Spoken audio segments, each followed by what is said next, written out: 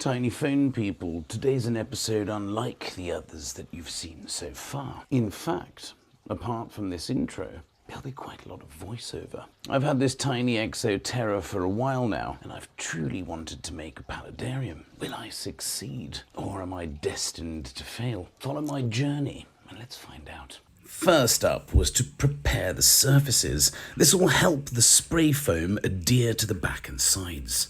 After gathering the utensils I needed, the next step was to create a false bottom.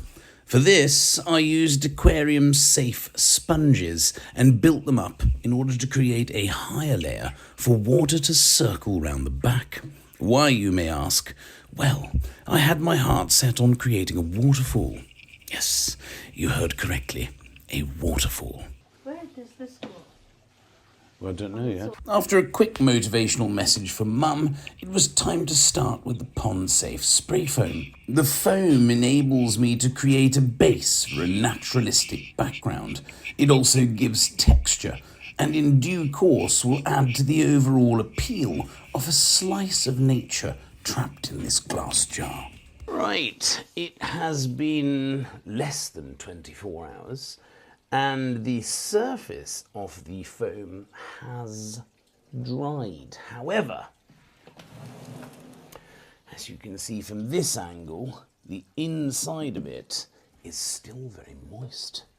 I am too excited to wait for the inside to dry completely, even though I should. So, as you can tell, I've already started. I was impatient and then thought, shit, I was supposed to film this. I have started ripping out the smooth edges off this expanding foam.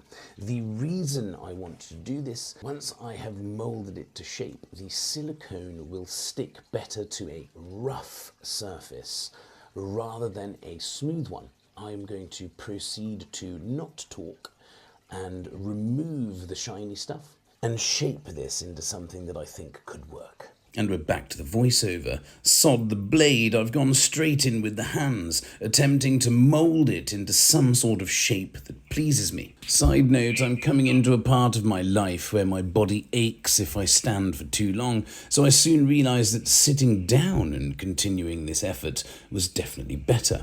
What I do need to mention also is while the spray foam was in the process of drying, I pushed in pieces of wood, randomly willy-nilly, hoping that they would look good. Next up, it was time to use the silicone. This absolutely stinks, and therefore I'd taken it outside.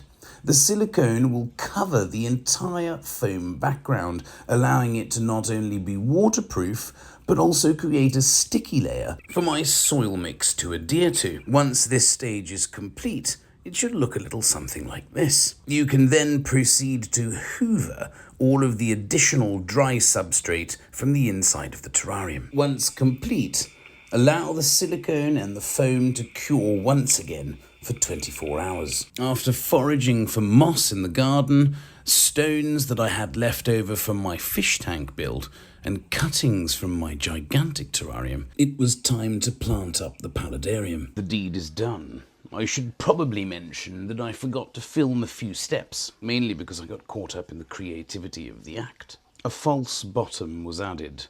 Stones were placed in front to form a barrier. Sphagnum moss and terrarium mix was also added on top, followed by a layer of live moss. Did I mention I'd added a waterfall? All in all, I'm moderately pleased with my first paludarium. It doesn't look anything like what I envisaged, and obviously what I envisaged was 1,000 times better. However, allow me to introduce you to my first paludarium.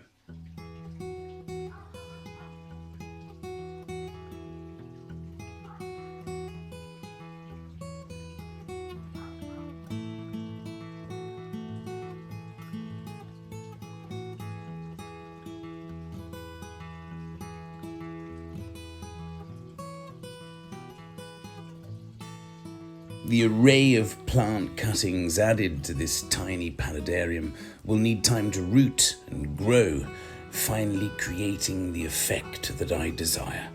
A tiny 60-centimeter waterfalled indoor jungle, sending you happiness, peace, joy and harmony. One love, tiny phone